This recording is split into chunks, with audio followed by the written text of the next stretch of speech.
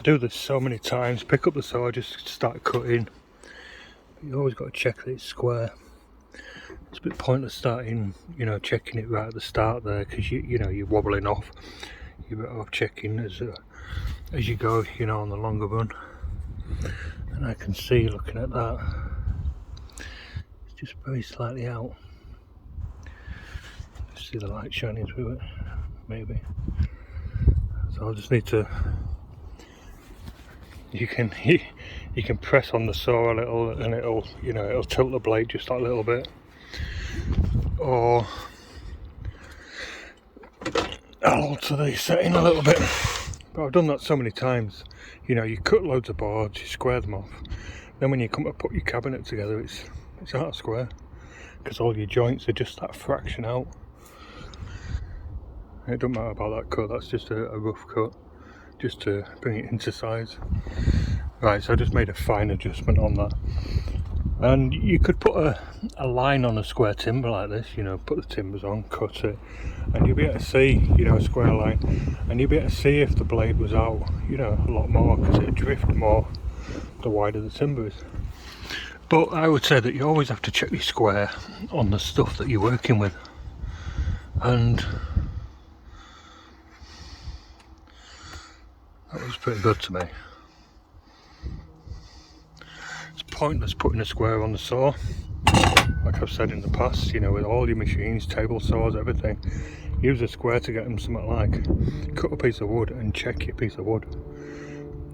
Forget about how square that is, it's how it cuts. That's what's important.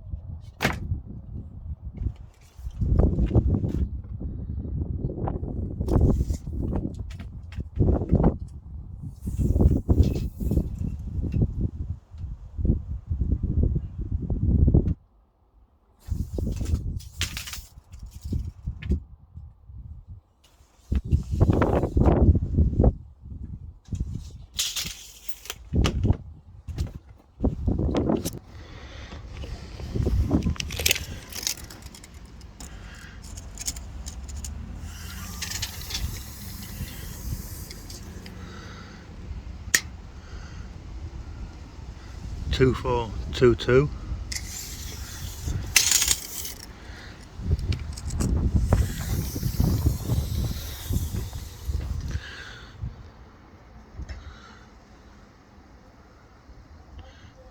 Near enough, 2422-ish.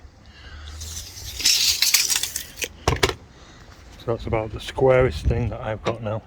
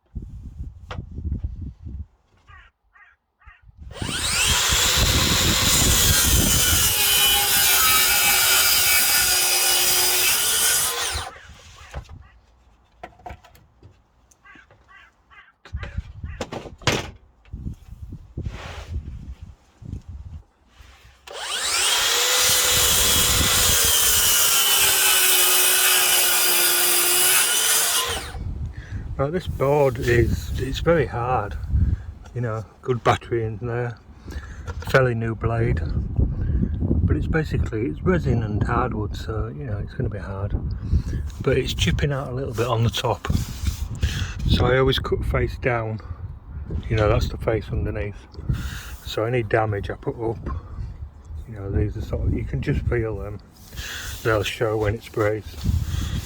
So best side down, back up, and this won't be seen. It's not too bad, it's not perfect. Those blades are alright, those forward blades are alright. You might get a cleaner cut with the, like the Makita ones, they've got a bevel teeth on them. You might get a cleaner cut, but and this board I'm using, it's called 72 hour, it's similar to the Q mark that I've been using. But I noticed this, and if I look at the other side, it's got a few little ridges on where it's been made. It's better quality than the standard sort of building WBP ply, because you get, you know, you get one sort of clean veneer on it. That cheap stuff that you get from the builder's merchants. The veneer on the face, you know, it's made of uneven layers, and then there's a final veneer right on the edge. Cheap stuff, you know, it's folded, split, all sorts. See, they'll show when it sprays. But like I say, I noticed this board when I was cutting them. So this is going to be the bottom or the top where it won't be seen so much. And a piece of paper somewhere. 2145's the uprights, and then 1700 for the bottom and the top. I always try to cut the longest pieces first, because if you cock it up, you know, if you cut there instead of there, you can always maybe cut it down to make a shorter one. So there's 4 uprights are done, these 2 are the bottoms. I can't get these ones wrong.